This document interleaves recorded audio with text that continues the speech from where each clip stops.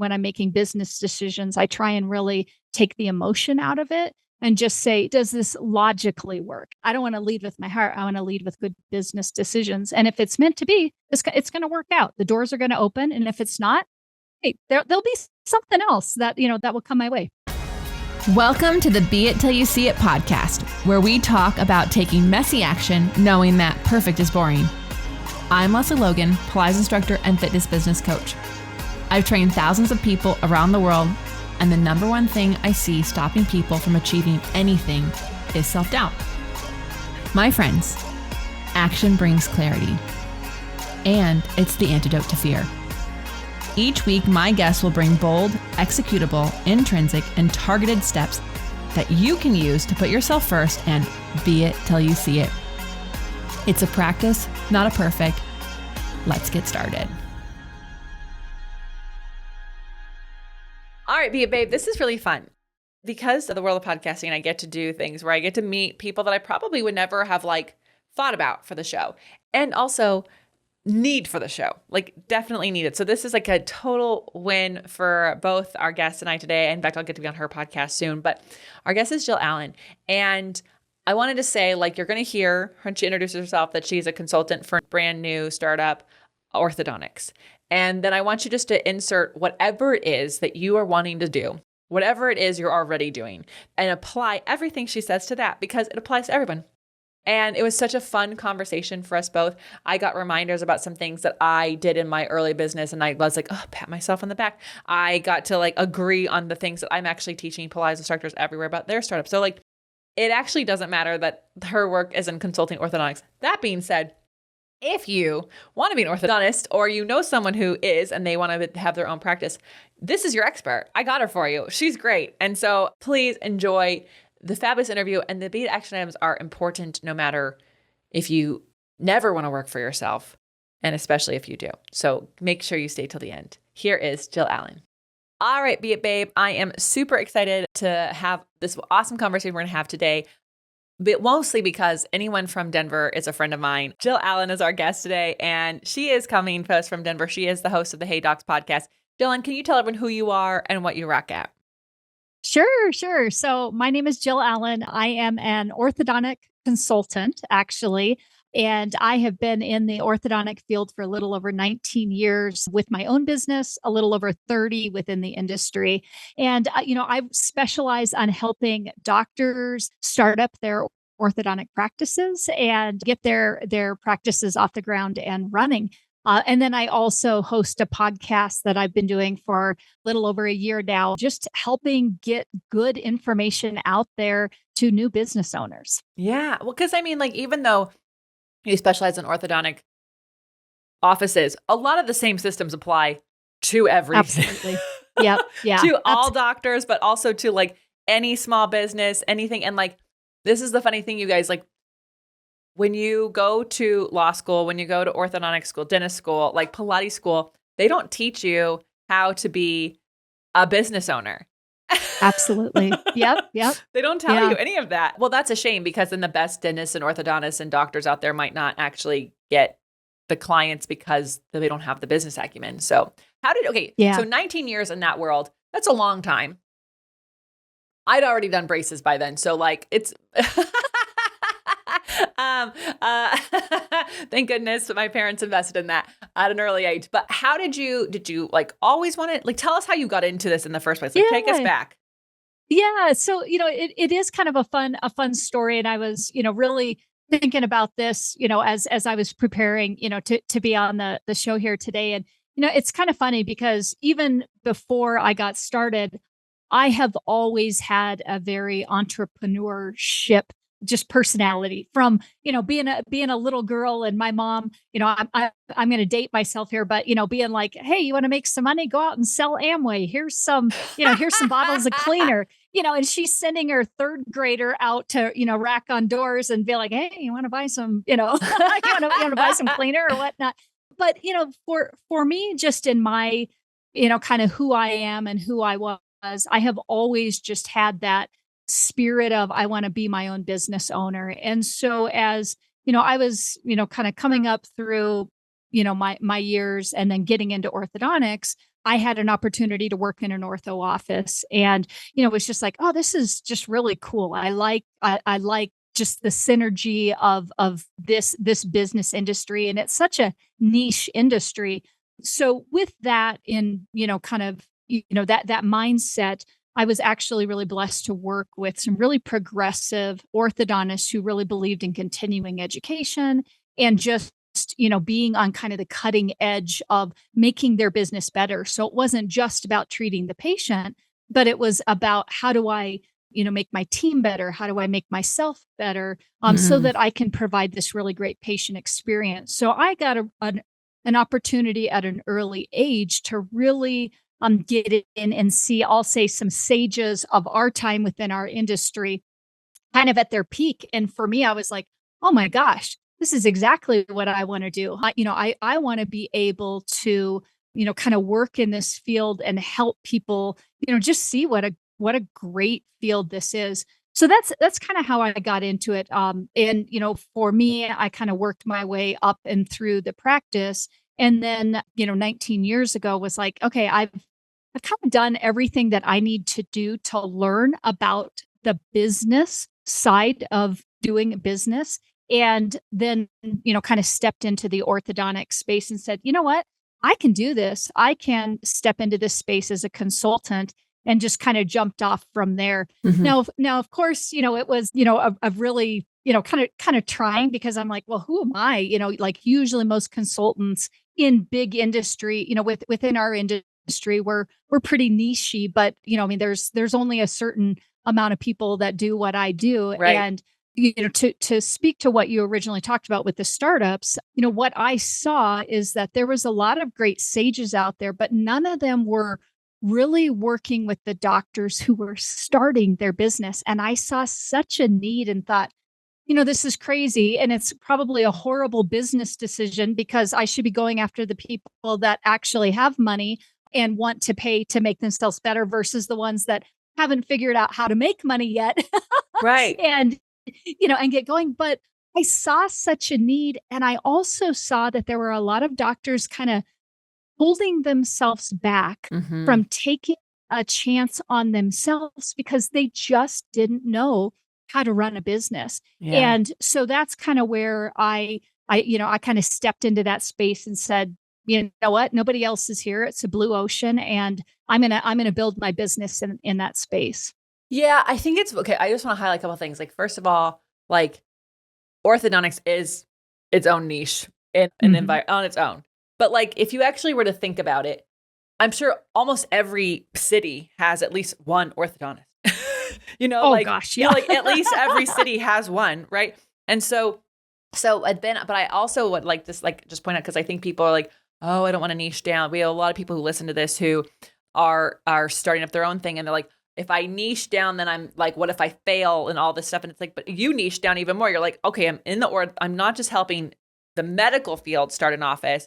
I'm helping people start orthodontic offices. And I can imagine that was really scary to do that, but also that something that I think is really important. It's like, it's kind of freeing, because you're like, this is exactly who I'm talking to. I'm not trying to Mm. talk to the orthodontists who do this over here and the one that does this over here. I'm talking to your office is new, and this is what we needed to set it up. I think that's really quite bold, and also clearly after all these years of doing it, a testament that it was the right thing to do, to like niche down as specifically as possible. Yeah, it was, and it has been. It's been a great success, and I am still the only one in our industry that just specializes in startup, orthodontic practices. And as when you talk about, kind of taking, it is scary. Number one, it's just scary to start a business and be like, I'm gonna take a chance on myself. I didn't have a big company backing me, that was like, hey, come in and speak for us, and kind of get your, cut your teeth, with us backing you. It was really truly bootstrapping. Like, I've got a message. I think I can do this, and I'm gonna go out there and just do the hard work to drum up business. And because I'm in Colorado, originally I was like, oh, I'll get started here in Colorado. And, back in the day when I was getting started, we didn't even have the access like we do now with internet. Oh my And God. so, That's what, how crazy. yeah. Like, that's a total Oh, different, like nuts. 19 years ago, no one was looking on Facebook for a coach. Oh, no, No one I was mean, looking we on Facebook literally for an had orthodontist. no, absolutely not. And so, like when I think back to, I mean, truly a grassroots approach, and my husband and I were young and, I always, kind of took the approach. And I would say this for any business owner is, I would always say, okay, what's the worst that's going to happen if I take this and it doesn't work? I mean, like I'm committed in my head to doing the work, but if it doesn't work, what's the worst that's going to happen? And I would, go through all these scenarios like, well, maybe bankruptcy, maybe we'll run out of money, maybe, whatever it was. And I always came back to, well, if that's the worst, I mean, like, yeah, it's scary to think about, but if that's the worst thing that happens, I can recover from that. And I think that was really freeing for me for when I decided to kind of move into that niche and say, well, what's the worst? I'm playing in an arena where the other consultants don't even have their eyes on me. Yeah. So I can do what I want and, nobody's coming after me as I'm building my business and, Right. kind of starting my slow burn. Right. I, cause I think about like, we coach a lot of people in their Pilates business, and to start a Pilates studio back in the day, people would just start a studio with like one of everything and like call it a day. So you can do it like in like $25,000-$30,000. Now people think that Mhm. they have to have like 12 of everything, and like I think of like all these things and I'm like, that's a huge barrier to entry, and you have to be making money like day one. I imagine in your industry, the amount of things you have to buy for an office to function, that's quite the Oh investment. gosh. So that is scary. Yeah. So are you finding them before they even make this investment? Are they finding you after they made the investment and they're freaking out? Like what? Yeah. Yeah, actually, it's kind of interesting how I find my clients. I mean, like when I very first got started, I would just reach out to all of the colleges and be like, "Hey, you want somebody to, to talk to the residents about running a business?" And that's kind of how it started. But Brilliant. I get clients from, from people who are just like, okay, I think I'm ready. I've been associating for a while, or I'm in school and I just know I don't want to work for anybody else. And they're, kind of reaching out or whatnot. But it's really been fun to see, that evolution of, not just going after doctors, in Colorado, but now I've got, doctors across the United States and into Canada and, So kind of cool. all over. It's so cool. It's so cool. And I imagine like some things have changed and made it easier to start a business because now we have so much technology that can, like they can buy this software and it does a lot of the things that you had to do with other people and by hand. Can you talk about like, you've had to be it till you see it in a way to like go from what you were doing to like being a consultant and like believing in yourself. But Mhm. I imagine you have to also get these doctors to find a way to be it till they see it, to go from an associate to being a business owner. Like Yeah. what are the things that you see that they need to do to make that happen? No, I think with any business owner, I think number one is just being confident to stand in the space Mm. and and I truly do the work that it takes because it is not easy to be a business owner. I don't care what business you're doing. It takes grit, it takes hard work, and it takes, pumping yourself up even if you don't believe it 100% yet. And I think, for all of us, and I see this a lot with my doctors that, Superman, superwoman syndrome, where it's like, I need to be doing it all, but I don't know how to do it all. And and it's a hard thing to, learn to trust, to learn to, move past, okay, I don't know it all, so I can, get somebody else to help me, but yet I have a little bit of imposter syndrome because, I've got to go from 0 to 300,000 in my first year. I've got to go from, 300,000 to 800,000 in my second year. You know what I mean? And so they're, like they've got big numbers that they have to hit, but it's all on them. so they think, and, Yeah. just getting out of their own way, if that makes sense, to be like, I always tell my clients, I'm like, let's just take it like we're eating a cookie. Just, one little bite at a time and keep moving forward. And then just be sure to look backwards and be like, high five yourself. Like, hey, I just did that. I just got 20 new clients on my books that I had zero before. So high five to me versus comparing myself to somebody out there on Facebook that got 40 in their first month. And you're like, oh, I should have been better. Yeah. Yeah. Well, because I mean, like, SEO is a real thing. It takes a while to get searchable. And then also, like, in that field, similar to the field I'm in, like, referrals go a long way. So if you're Mm, brand new, you just don't have it yet. And then the hard thing is, the ideal world is that you only see your orthodontist for a short period of time and you move on. Like, you should get the yeah. smile Yeah. and you Yeah. go. 2 years and you're Yeah. out of there. Yeah. Yep. Yeah. I appreciate you talking about, like, that Superman syndrome, because I do think so many people like, I have to do it all. I can't afford to hire people. I can't afford this. And it's like, in a lot of cases, you can't afford not to. Like, Not to. Yep. I joke when I hired my first business coach, they're like, what are you doing? I'm like, I'm taking my business to private school. And they're like, what? And I'm like, well, public school is great. And that's how I got my education. And I learned a ton. I got to meet I got to see all walks of life. And I'm very grateful for that education. But I need to move a little faster with my business. So it's going to private school, because that's where you meet the networks. Like, I didn't go to a sorority. So, Yeah. so like, Yeah. having a consultant kind of can speed up the process, because it helps you see, like, no, you actually don't need to know exactly how the scheduling tool works. You need to hire someone who can do it, because you need to be doing the work with the clients that brings in the money. Yeah. Yeah. Well, and I think, a lot of times when we're working with clients, the other thing that we're really doing is helping, kind of see that big picture, because a lot of times as a business owner, you don't see the big picture yet. You're still kind of in that step by step, head down. I got to do this.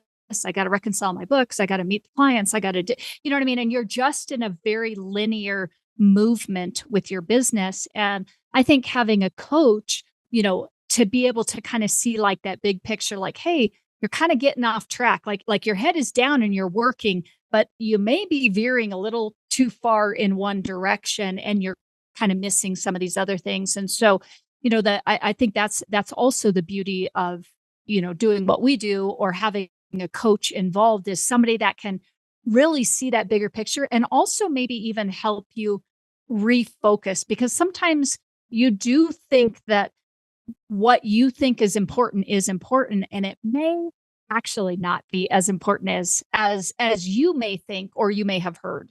Yeah, no, I mean, like, it's an interesting thing about, like, the idea of working on the business versus working in the business, right? And, like, Mhm. it's really easy. I was, like, working in the business for a few weeks recently, and I needed to be in the business. We had clients coming, we had a lot of things we were doing, we had events going on. So, like, I was in it.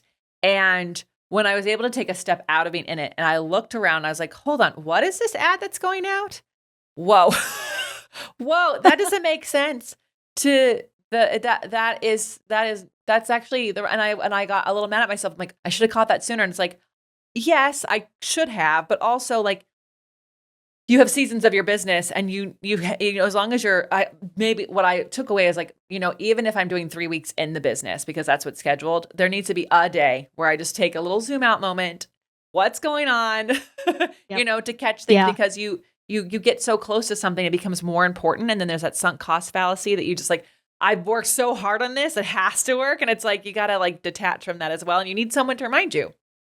Yeah, yeah, for sure. And it is hard. I say the same thing to my clients. We got to take time to work on the business while we're in the business. And one of the things that I really coach a lot on is really making sure that my doctors really utilize block time scheduling. And I would suggest that for any business owner. And sometimes it feels so rigid. Like, I'm a personality that doesn't like to be told what to do.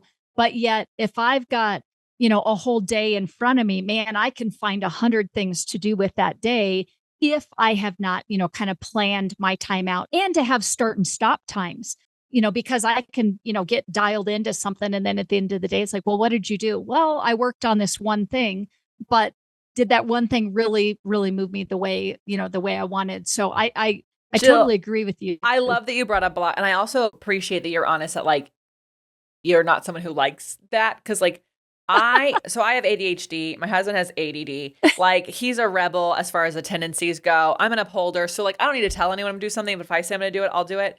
But I definitely had to learn early on, like, if you have 3 hours to work on something, you'll take 3 hours to work on that thing. If you have 45 minutes, you'll take 45 minutes. And if it takes longer than 45 minutes, that's okay because now you can come back to it a different day, but you got to move on to the other things that have to get done. Yep. Like when people are like, oh, Mondays are my days to work on the business. I'm like, if you don't block out what's happening at 9, Yep. 10, 11, 12, you'll get nothing done on the whole Monday because you need that. Like we need timers, we need whatever it is to like tell you, like we have a kitchen timer clock. And I'll set them like, okay, I'm gonna do 15 minutes on this. Okay, do 20 minutes on this. And when I do that, I'm so much more focused. I don't go, oh, what's happening over on my Instagram? I wonder how that post is doing today. Yeah. And I'm a very similar personality. And like I said, I mean, that's a hard thing. And that was a hard thing for me to learn, but it definitely makes all the difference. And when we are so busy already, I think it's just something we have to do as business owners. Yeah. Even if our personalities rail against it, because mine definitely does. Yeah. No, I'm a little bit behind on this one project. I'm like, okay, I normally don't work after like 4:00, which is not true. It's like means I don't have any meetings that can happen after 4. And it's kind of like, okay, what does tomorrow look like? What, like, did I wrap as much up today? Did I put the balls back in other people's courts so that I can just, like, I don't want anyone waiting on me. And so anyways, I had this thing. And I was like, okay, I'm going to go home. I'm going to spend an hour doing it. I'm just going to do it. I'm going to set a timer, do it for an hour. And at 45 minutes, I'm like, we're no longer good at this. We did 45 minutes of it and we have to stop. Otherwise, it's actually not going to be better. It's going to be a mess. So, like sometimes I think we even need to like put on shorter time blocks on some of these things because our brains can only focus for so long on one task anyways.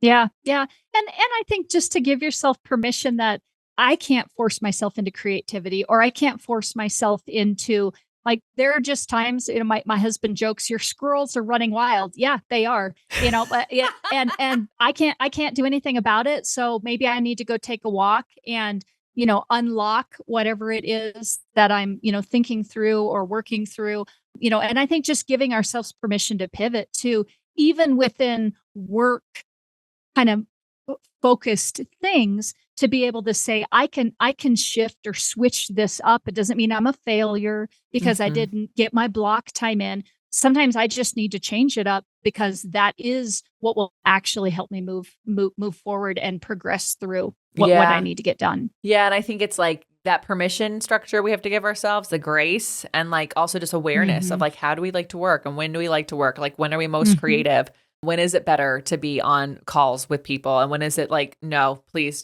I cannot, I need to.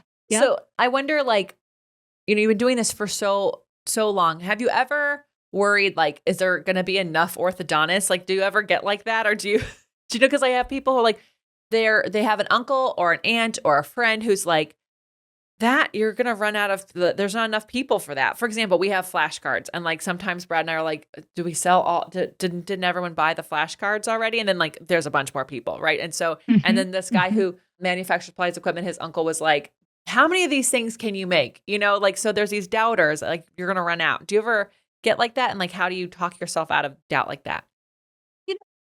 It's a great question. I guess when I started this business originally, and when I got into especially specifically working with startups, the one thing that I always thought was I want to be in a business that there will always, it's kind of like a wedding dress. If you're selling, there's always going to be people that are getting married. And the way I look at it within our industry, at least, there will always be new doctors coming. So I feel like, there is not an end in sight to, unless our industry were to end, which that's not going to happen. Yeah. Now, is there and could there be a cap to how big my business, gets? Absolutely. And I think that is probably more of a struggle that I have had when you think about, do I have a lifestyle business or do I have a business that is actually going to be something that I can sell? And Mm. that's probably been something that I have been really working towards and thinking a lot about in, especially in these last 5 years as, when I look forward and say, okay, how much longer do I want to do this? And a lifestyle business is great. It gives us great money. It gives us, there's all these things, but my personality says, I want more legs under my business. I want more Mm. verticals. And so, good or bad, my personality says, well, what can I bring on? Which is, some of the things that I'm actively even looking at right now at purchasing another pretty big business to kind of bring under the wing of mine. But it's more because I'm looking at that exit strategy, which I never thought I'd be looking at an exit strategy. I was like, how do I just get this business off the ground? And I want to love what I do. Mhm. And I do love what I do. But it definitely, I think with any business, there comes this point where you have to make that assessment. Am I good with where it's at? And will I be good with winding it down when I'm ready? If there is not an opportunity to sell, or what do I need to do to start looking at those verticals to maybe, kind of take it to that next level of, moving and, hopefully getting, a bigger buyer to come in. Yeah, I thank you for sharing that because I think like, when I got into teaching, like and all this stuff, I was just like, I'm just gonna teach and then I'll retire. Mhm, And then like mhm. I started building other businesses that went along with it because I saw a need. And then when my husband came on full time, he's like, okay, well, what is our exit strategy? I was like, I'm sorry, what? Why are we talking about Yeah. the end? And, then along the way, I met one of my dear friends, Corrine Walsh, and she's been on the show. And she is like very big on like, what before you start something, you got to know how you want to end it because it Mhm. changes Yep. what you create and how you create it. And like, if it's going to die with you, that's fine. Or if you want to retire, but it continues on, or someone else runs it for you, or you sell it, and there's that changes the systems. It Yep. changes the clientele. It changes everything. And Mm. so, yes, of course, you can in the middle of your business go, "Oh, I'm going to think about this and make changes." It just is a different route of going through it. So, I love that you what a bold move. Like that's crazy. Do you ever think you were going to buy another business? No, no, I didn't. And when I started this, that was not, again, that was not what I had in mind. I mean, I really within our industry, kind of when you look at the sages in our industry, they really were just lifestyle and they'd wind them down. They'd work to a certain point and then wind them down and I just was like, it's just not for me. That's not my mentality. And so that has been something I have been actively working towards and, looking at, and again, like I go back to my original, well, what's the worst that's going to happen? Yeah. I go after this big business and either it doesn't work. I always look at when I'm making business decisions, I try and really take the emotion out of it and just say, does this logically work? I don't want to be leading with my heart, even though my heart may want it. I don't want to lead with my heart. I want to lead with good business decisions. And if it's meant to be, it's going to work out. The doors are going to open. And if it's not, hey, there'll be something else that will come my way. Thank you for sharing that. Like I was just listening to Zarna, her last name it starts with a G, but she's a comedian and I just saw her in a movie and she was being interviewed on LinkedIn. And so she said, yes, she's like the difference between a lot of comedians that I see and the ones that are making the money is like, I'm not attached to a joke. If I try it 3 different ways and it doesn't get the laugh that I'm expecting, it gets tossed out Mhm. because at the end of the day, Mhm. this is a business and the analytics matter. And if you are like, no, this is a joke, this is the thing I want, I'm gonna fat. She's like, that's a hobbyist. That's not a business Yeah. owner. And Yeah. I think like, yes, we all need to be connected to our heart. There needs to be some love and empathy for the people that we're working with. But at the end of the day, if you're Yeah. wanting it to be not even just a lifestyle business even, but like anything that's actually going to be consistent in income for you, you have to take Mhm. the emotions out of it and go, "Okay, hold on. If I like 30,000 foot view, is this working? Like, would other people say it's working? Like, could I, all that stuff?" So I think that that's a really great question. Does like logically make sense? We have a thing we're wanting to maybe potentially do, and like my brain is like, I can do this. I can like figure like the business makes sense to me. And then my Mhm. heart is like, the time and energy and emotion this is going to take is actually, I don't have it right now. Like, Yep. if I'm going to do this, then I actually need to take some time to set up the space in my life and the other businesses for me to have the emotional pull that needs to be there to push through the Yeah. obstacles.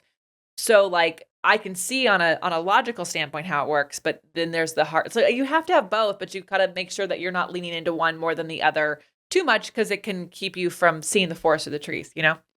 Yeah. Well, and I think that is one of the really, tough things, but I also think it's just where, we as business owners grow, where, the Jill Allen that I am 19 years into business is very different than the Jill Allen I was 19 years ago when I started this business.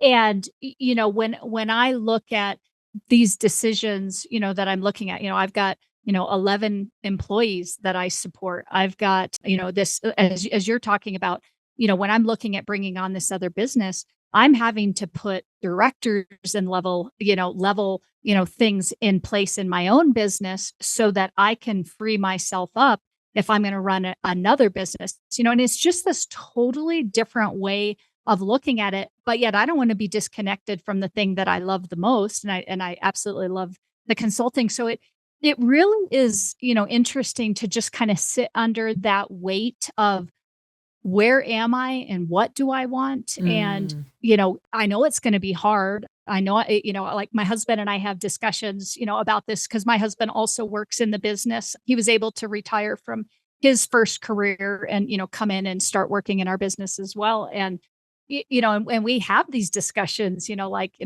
are you going to have the time? Do you have the bandwidth, to do it? And it's hard to kind of sit under that weight sometimes. And again, take the emotion out of it. And do I have the time? Do I, I've got grandbabies. Do I want to give up my time, with my Yeah. grandbabies when I have to go and do the hard work, of, bringing on and getting another business off the ground. But, I don't know that there's a right or wrong. It's more just am I thinking it through and can I pivot if I need to? Yeah, I agree. There's not a right or wrong. It's kind of like, does it work? Like I just interviewed my yoga teacher and he's like, does it serve you? Hmm. Like he's like he's like most people would say that drinking at the end of the workday doesn't serve them. But some people, if it takes the edge off so that they can like be with their family, is it the right answer all the time? No, but maybe so that they're present for their family on that day, it did serve them. And so it's like we Yeah. think that things are bad or good or right or wrong, but if it you have to ask like, is this serving me? Hmm. Hmm. And if the answer is yes, the hardest part is that we don't actually owe anyone the explanation. If people are like, "Oh my god, don't you miss your grandbabies on Saturdays?" It's like that's them projecting and we have to be able to go, "Yeah, of Yep. course I do." But I am so excited to see them on Sundays.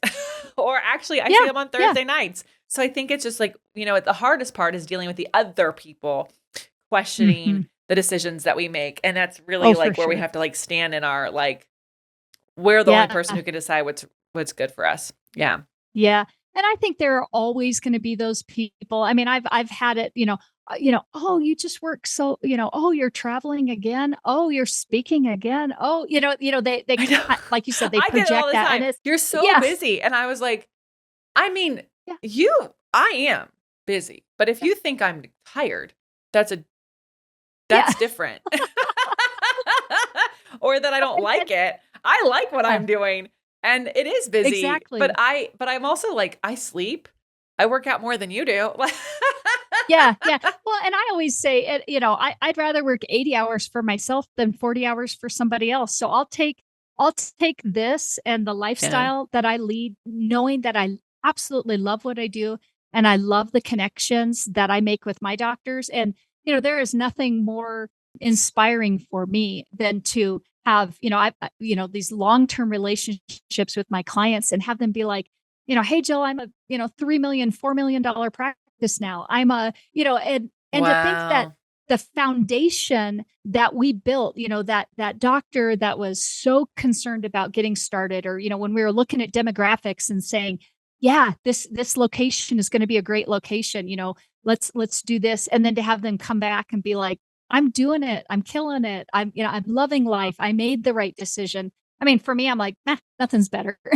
That's so cool. I love that. That is so fun that they get to say that you get to celebrate with them. It also just lets you be able to turn around and tell the next person who's worried, like, this person was able to do it and you can do it too. Yeah. And I Yeah. think like as much as we don't want to look outside ourselves for things, like sometimes we need proof that what's inside will work, Yeah. if we work with it. This is Jill, you're so fun. And I think everything you said is applicable to like anything we're wanting to do, Like, so thank you so much for sharing that. We're gonna take a brief break and we're gonna find out how people can find you, follow you, hear more of your amazing words. All right, Jill Allen, where do you hang out? Where can people get to hear more of this wisdom, this advice that you have? Sure, sure. So if you want to check out my website, I know probably most people are not in the orthodontic field, but if you just want to check out They the, could be beat until they see it to be orthodontics, or maybe their kid is. Or yeah, exactly, exactly. So www.practiceresults.com is my website. I do a podcast called Hey Docs, HEYDOCS with an exclamation. It comes out every Thursday. And it really is just, business basics. I interview anybody from bankers to real estate to just anybody and everybody, just trying to get good information out there. And then if you wanted to reach out to me, you're always welcome to, I'm on Facebook, Jill Allen and Associates, and Instagram as well. So yeah, just any of those places you can find me about anywhere. I love it. I'm telling you guys, before I hit record, I was like, Jill Allen, like you could be like, you have the best name for anything. You could be a beautiful shoe line, a gorgeous clothing line, a huge law firm. Like the sky's the limit. Yeah. Yours been so great, and you gave us such good stuff already. Truly, like even though I understand, like, oh, I'm like in this space, but I feel like there's so much in there that like we all need to remember. But for the people who are too long and listen but want actionable steps, what bold, executable, intrinsic, or targeted steps do you have for people to be it till they see it?